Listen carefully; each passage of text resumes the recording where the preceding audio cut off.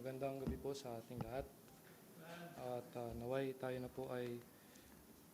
po ay handa ngayong gabi na makinig at mag-aral ng salita ng Diyos. At bagamat ako po ay medyo kinakabahan. So, tayo po ay mag-aral na po ng salita ng Diyos. Pero bago po tayo magbasa, dumako po muna tayo sa panalangin. Let us have a word of prayer. Let us pray. Dakilang Diyos, manaming makapangyarihan sa lahat. Ama, we thank you for your grace, for your mercy that you have given to your children.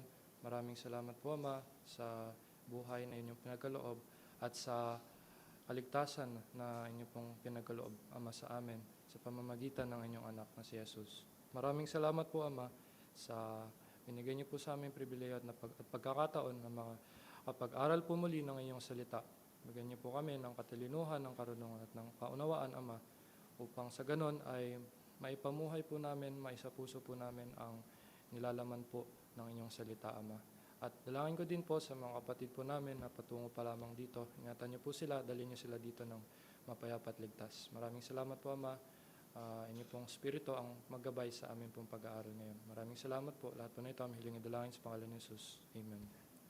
And so, mapagpalang gabi sa ating pong lahat.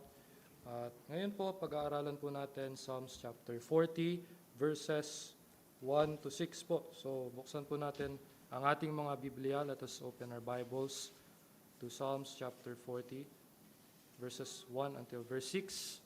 So, babasahin ko na lang po hanggang verse 6. At sundan nyo na lang po sa inyong mga mata.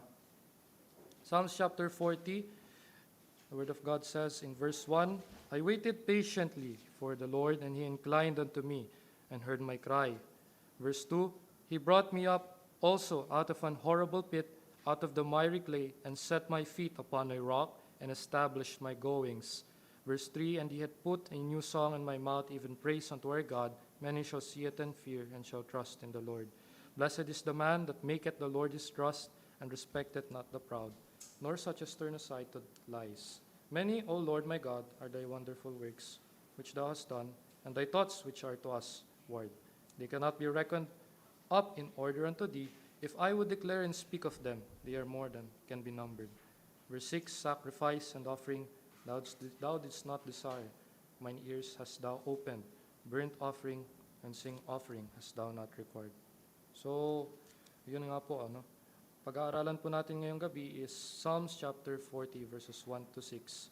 So, ang chapter 40 po ng Psalms ito po ay isang awitin na isinulat po ni Haring David, no? At kung titingnan po natin yung buong chapter, this is about the characteristic of David, no? And what is this characteristic that we can see? His delight in the will of the Lord. Pero hindi na po natin tatalakayin yun. Tatalakayin lang po natin is verses 1 hanggang verse 6 po. So, bago po tayo dumako sa ating pong mga truths, sa ating pong mga points, I would just like to give our fallen condition focus po, no? So, to give us an understanding of what this term is. It is a mutual human condition that we contemporary Christian believers share with the original biblical audience. So, in other words po, ito po yung common ground, this is our common ground with the previous biblical audience po, no? So, ang sabi po dito, when trapped in overwhelming difficulties, we panic and rely on self-effort or sink into despair instead of patiently waiting on God's deliverance. So, to sum it up, ang ibig sabihin po ng FCF, so ang nais pong sabihin ng FCF na to is that kapag po tayo ay nailalagay sa mga masalimuot na kalagayan, ano po ba ang una nating ginagawa? Ano po ba ang una nating response kapag tayo po ay nailalagay sa mga masalimuot na sitwasyon? No? So, of course, as humans, tayo ay natatakot, tayo ay naguguluhan, tayo nagpapanik, at sa halip na tayo ay lumapit sa Panginoon, at magintay ng mapagtiis sa kanyang deliverance, sa kanyang tugon, tayo ay umaasa sa sarili nating kakayahan at tayo ay lumulubog sa ating kawalan ng pag-asa, no, na hindi na natin namamalayan. Okay po. So ayun po yung FCF or yung common ground or yung common condition that we contemporary modern Christian believers, ito po yung meron tayo. Ito po yung common ground natin dun sa mga sinaunang mananampalataya po, no? At sensya na po, nabablanko ako. At tayo na po ay dumako sa ating pong truths po, no? So babasahin ko lang po itong verse 1 and verse 2. I waited patiently for the Lord, and He inclined unto me and heard my cry. Verse 2, He brought me up also out of an horrible pit, out of the miry clay, and set my feet upon a rock, and established my goings. Sa ating pong unang truth, God rescues those who patiently wait on Him in times of difficulty. So our reference verses for those are verses 1 and 2. So bago po tayo dumako sa ating application, nais ko po munang ipaliwanag po ito. So, ano po ba ang sinasabi dito ni Haring David? I waited patiently for the Lord. So, this sentence, no, indicates that David was praying. David prayed with patience to the Lord. So, that is a characteristic that we Christians should have. So, hindi po dapat tayo yung mga tipong Kristiyano, yung mga tipong tao na pag nananalangin, agad-agad po nating hinihingi yung ating kagustuhan.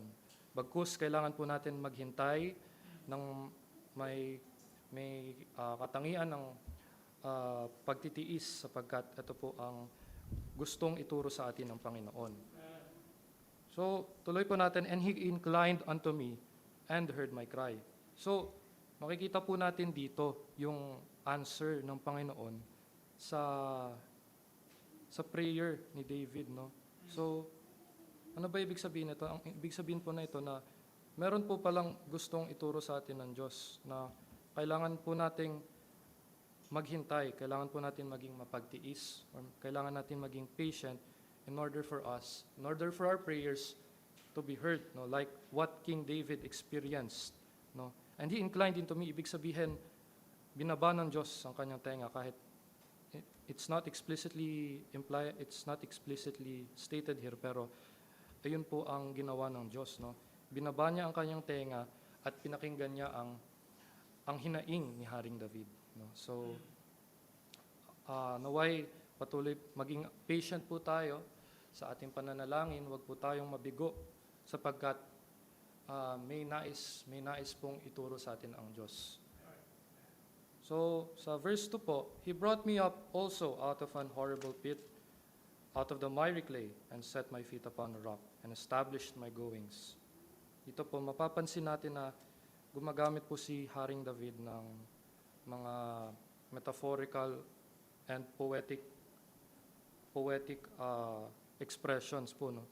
So, ano po ba tong horrible pit and miry clay? So, kung i-compare po natin, halos parehas lang po yung severity nung kapag nasa parehas po kayong na lugar na yon, parehas lang po yung tindi nung mararanasan nyo pag nandun kayo. So, ano po ba ang naisabihin dito? Naisabihin po dito ni Haring David na siya po ay iniligtas ng Panginoon sa panganib, no? So, ibig sabihin, ang ini-imply ng statement na to, kailangan po nating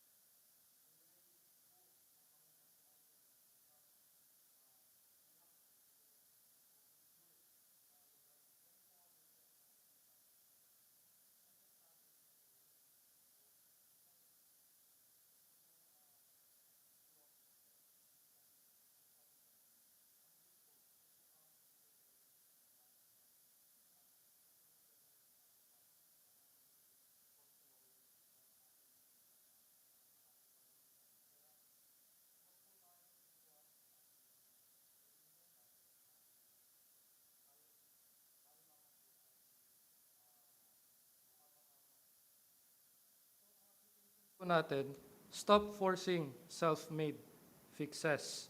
Pray and wait for God to act. So, yun po ang ating application, no?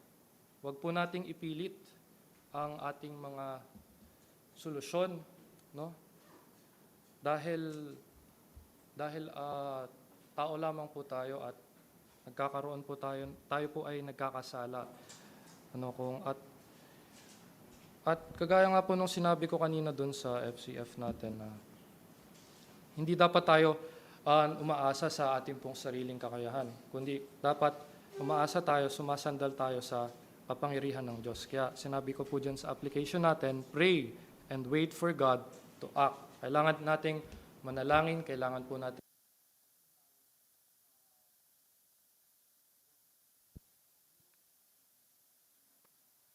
inuunahan ang ating Diyos pagdating sa ating mga desisyon, sa ating mga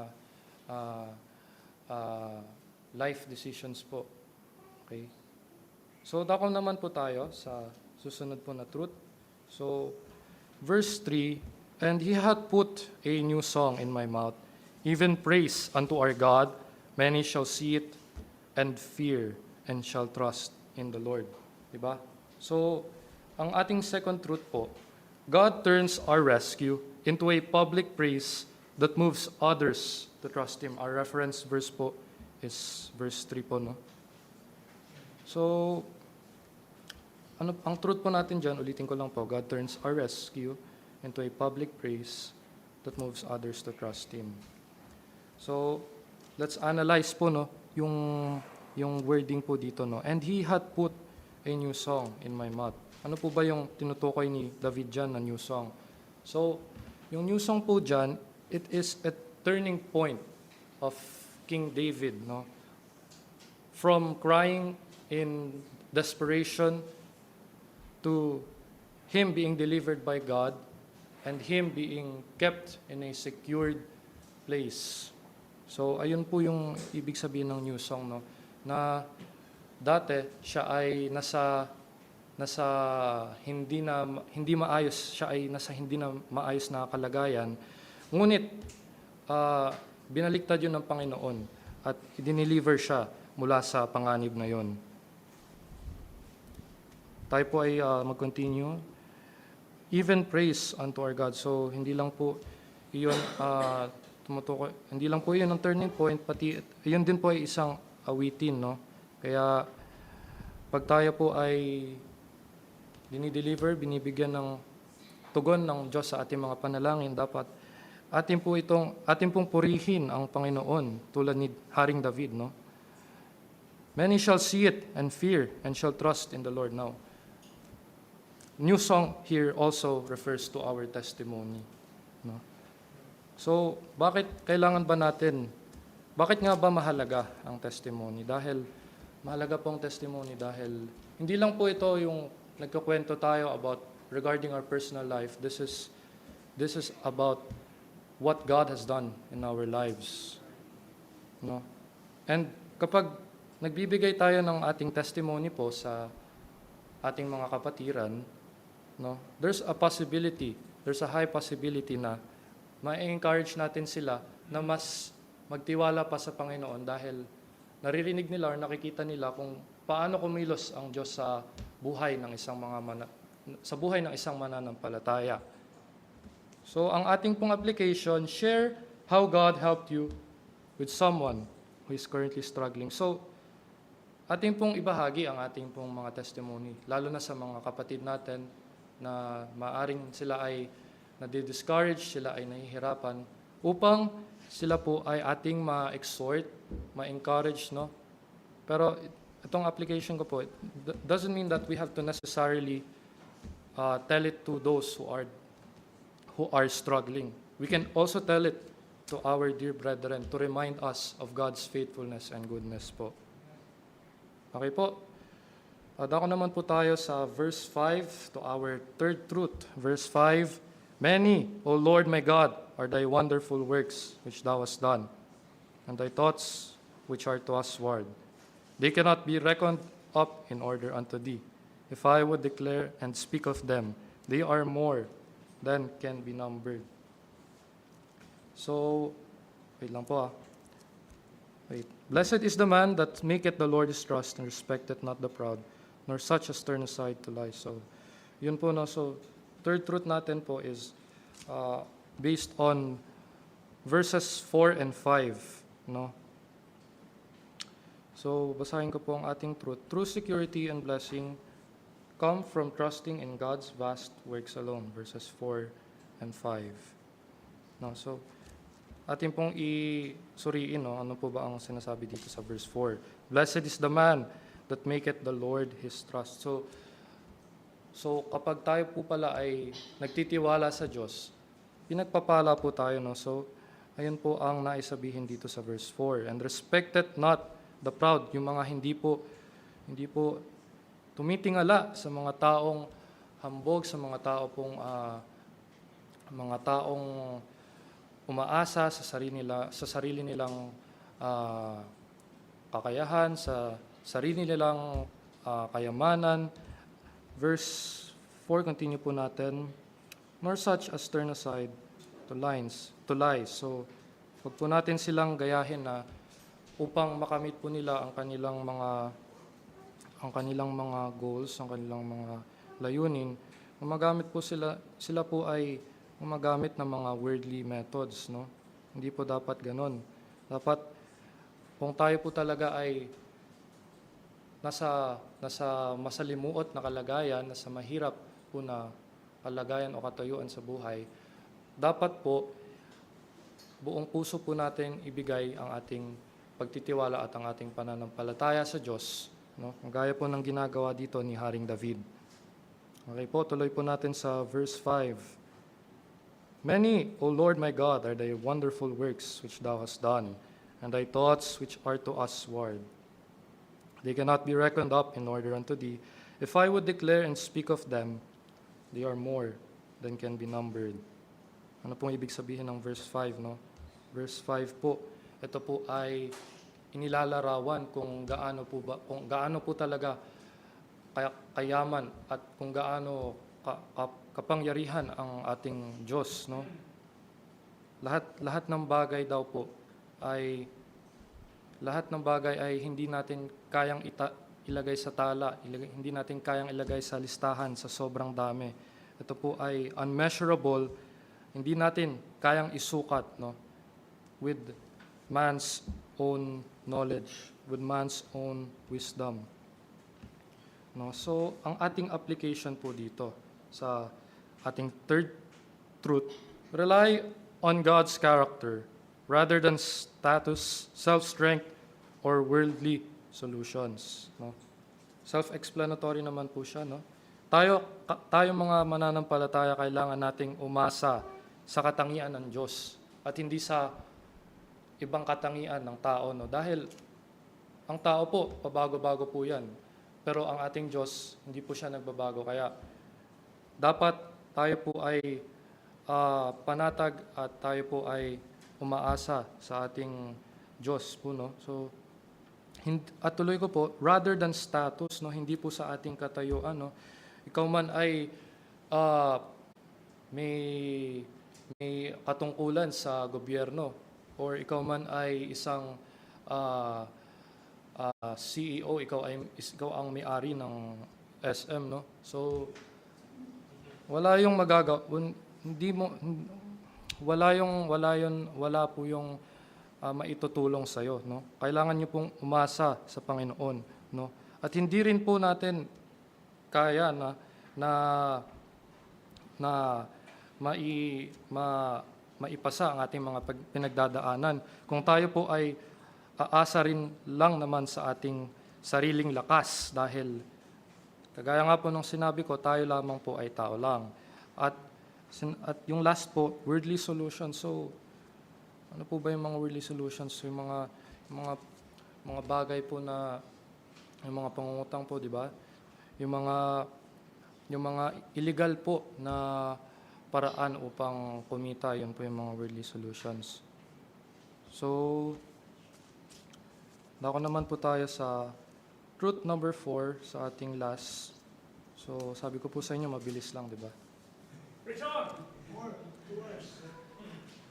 So sa ating pong truth number 4, reference verse 6, sacrifice and offering thou didst not desire, mine ears hast thou opened, burnt offering and sin offering hast thou not required. So alam ko po na medyo familiar na yung idea na sinasabi dito sa verse 6. No? Kung babasahin natin yung 1 Samuel chapter 15 verse 22, but for the sake of time, hindi ko na po gagawin yon. Pero ang truth po na makikita natin dito, God desires sincere obedience over empty religious rituals. Okay po? Ibig sabihin po, ang ating obedience po ay mas higit pa, no? Sa mga bagay na mga inaalay, yung mga pag-aalay natin, no, yung mga yan man ay mapagiving, no. Aanhin yan ng Diyos kung hindi po tayo sumusunod sa kanyang mga kautusan at sa kanyang kalooban, no. Dahil ang Diyos po natin ay ang ating Ama. Kaya God demands our obedience, and as His children, we are responsible. We should be responsible, and when I say responsible, we should obey God's word. Let us obey God's word in our lives. So ang ating application po, obey God's word in our daily living instead of just going through church routines. Yan po, no? So, kailangan talaga nating sumunod sa salita ng Diyos sa ayaw at gusto natin, no? Dahil this is our ultimate guide in our life. And what is the purpose of a guide if you won't even follow it? So, when you don't follow a guide, you become lost. So, kailangan nating sumunod sa salita ng Diyos. At hindi lang po tayo dapat, alam niyo yun, yung nasa church lang po tayo, yung seat, yung, ano po tawag doon, yung SSS. Diba hindi po tayo dapat hindi po tayo dapat maging complacent, no? Sa church, dapat po, we should level up our faith by obeying God's word daily in our life, no? Dapat hindi rin po dapat nating i-view ang pagpupunta sa church as a routine, but it should be viewed as an act of worship and service to our God po. So, I hope na may natutunan po tayo ngayong gabi. More. At ang aking pong team po pala, nakalimutan ko pong sabihin sa inyo, because God is good. Ay, mali po, wait lang. Trust Him and obey His word, for He is good and will give you deliverance. So nawa po, ito pong mensahe na ating pong napakinggan ay tumimo sa ating pong mga puso at isipan at ating po itong dala-dala sa ating araw-araw na pamumuhay. Sige po, maraming salamat po. Tayo na po ay tumayo po tayong lahat as we go to our closing prayer. Let's pray. Heavenly Father, most gracious and holy God, kami po ay nagpupuri, nagpapasalamat dakilang Ama sa inyo pong kabutihan sa amin. Maraming salamat po, Ama, sa katalinuhan, sa karunungan, sa kaunawaan na binigay niyo po sa amin pong pag-aaral ngayong gabi. Patungkol po sa Psalms chapter 40 verses 1 to 7, Ama. Ito pong passage na ito ay napakaganda po, Ama. At salamat po, Ama, dahil napag-aralan po namin, Ama, ang passage na ito na patungkol po sa inyong kabutihan, Ama. Na kapag kami po ay nagtiwala sa inyo, na kapag kami po ay umasa sa inyo, kami po ay inyong ililigtas sa mga panganib o sa mga masalimuot na kalagayan, Ama. At Ama, sa amin pong natitira pang oras sa amin pong prayer time, we're praying na kayo po ang tumugon sa amin pong mga hiling at sa amin pong mga hinaing, Ama. Maraming salamat po at kayo po ang magpala sa bawat isa ngayon. Lahat po na ito aming hiling at dalangin sa pangalan ni Jesus. Amen. Okay, dumako po tayo sa ating prayer time. I hope lahat po tayo ay nakapagsulat ng prayer request. Meron po tayong piece of paper. Ibigay niyo po yan sa kung sino yung gusto nyo mag-pray sa inyo. Okay? You can case prayer request. And after you pray individually, listen very carefully, after you pray individually, in our screen, you can see our slides of prayer requests. In general, I hope, reminder also, because we have already general prayer requests in our screen, supposed to be yung prayer request ninyo is your personal prayer request. Okay? Personal, halimbawa, yung renewal of your visa, or meron kayong family sa Pilipinas na ngayon ay binabaha, safety sa kanila. Okay? So, yun po, and pwede po kayo magpagpalitan. After you pray, once again, I hope we can spend time in praying our prayer request in the, sa ating pong general prayer request after you pray individual. Okay po? Sino na pray?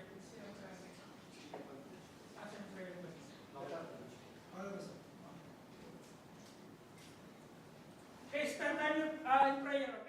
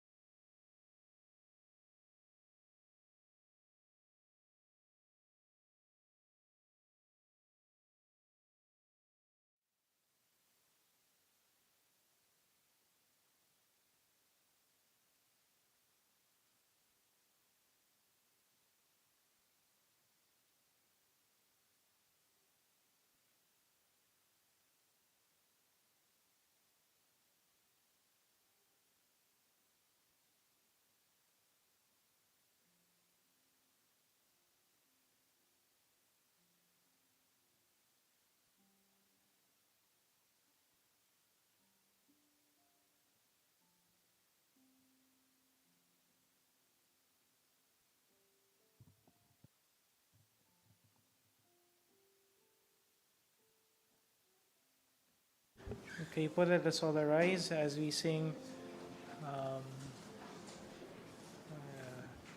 Brother Elijah.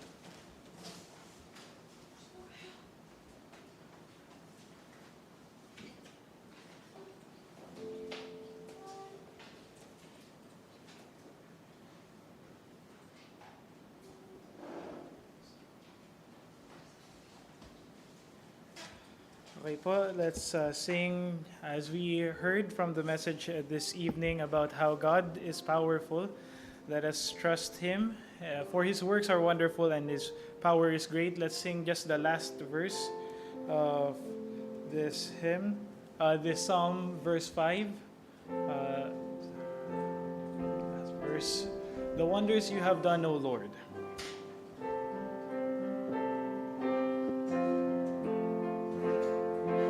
The wonders you have done, O Lord, how many and how great they are.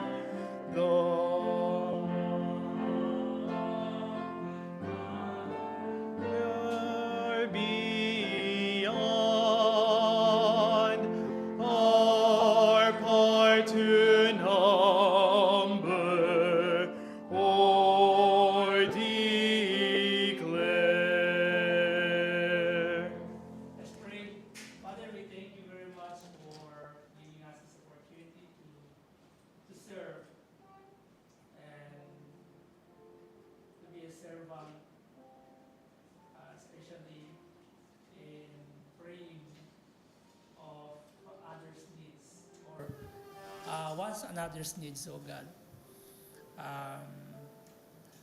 Also, we praise you, O Father, for the words and the truths that is in the passage that indeed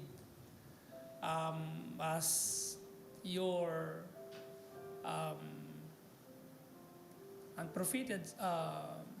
unprofitable servant, we have this opportunity and or privilege, despite of our imperfections or imperfectness,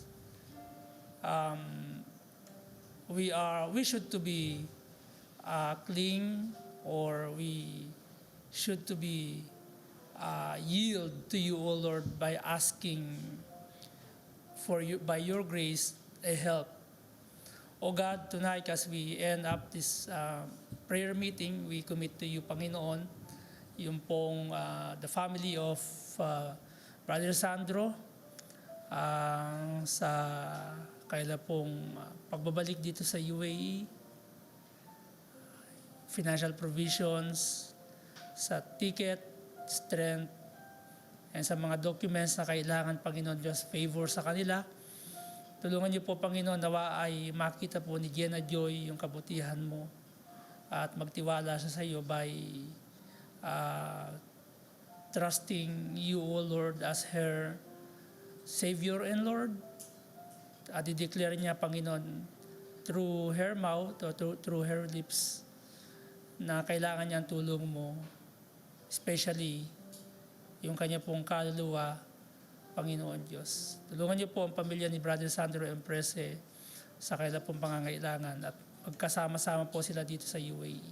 Salamat din po, Panginoon, sa mga prayer requests na sinagot mo na, sa mga prayer requests na hiniling po namin na amin pong pinalangin kanina. Pagpalaan niyo po ang bawat isa, sustain niyo po kami